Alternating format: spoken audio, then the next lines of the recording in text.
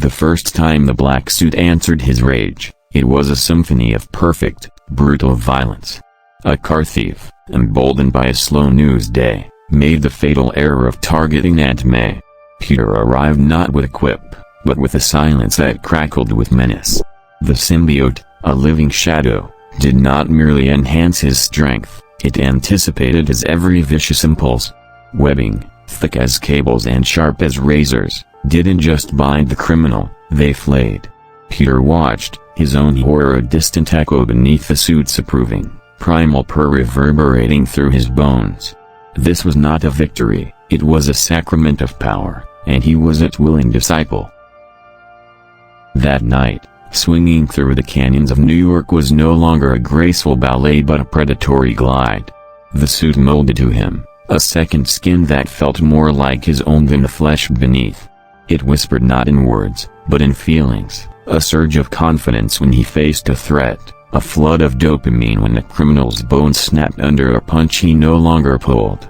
The familiar guilt that once fueled him was being systematically replaced by a cold, righteous certainty. He was not just stopping crime, he was purging the city of its sickness, one shattered jaw at a time. Mary Jane was the first to notice the chilling shift. The gentle, anxious boy she loved was hardening, his eyes holding a glint of emerald cruelty behind a mask.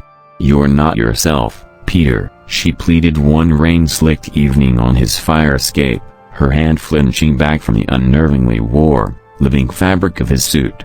He laughed, a low sound devoid of its old warmth. "Maybe for the first time, I am." The suit tightened on his shoulders, a possessive, almost jealous gesture. He saw the fear in her eyes and, for a terrifying moment, found he liked it. His methods grew more severe, his legend morphing from friendly neighborhood savior to inner specter.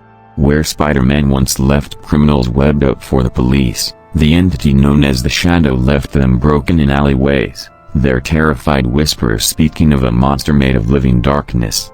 The city's morale, once buoyed by his heroism, began to curdle into a pervasive dread. Jameson's rants in the Daily Bugle shifted from calling him a menace to a legitimate devil, his fury now tinged with a genuine, palpable fear for the soul of the city. The final, fragile thread to his old life snapped during a confrontation with the Sinister Six. As Dr. Octopus monologued, Peter felt the suit's impatience like a physical hunger. He didn't engage in a battle of wits or acrobatics. He simply moved through them, a black tide of annihilation. He shattered Rhino's armor, not with clever physics, but with raw, overwhelming force. When Electro unleashed a storm of lightning, the symbiote drank the energy and lashed back with a black, corrosive power that left the man a smoldering husk.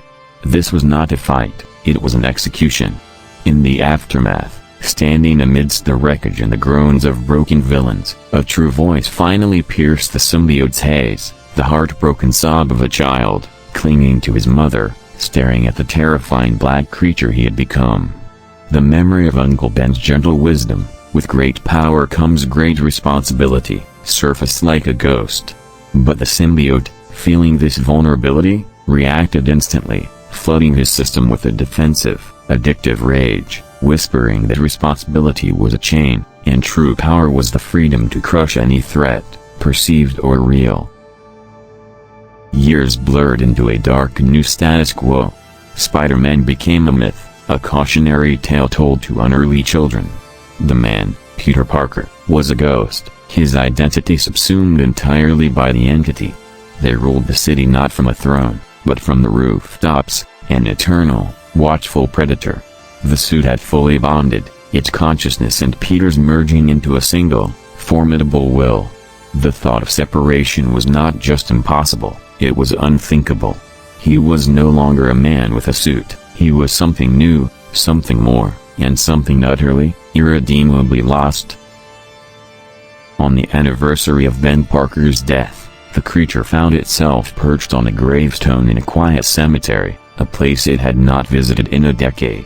It watched an old, weary Aunt May place flowers on a headstone.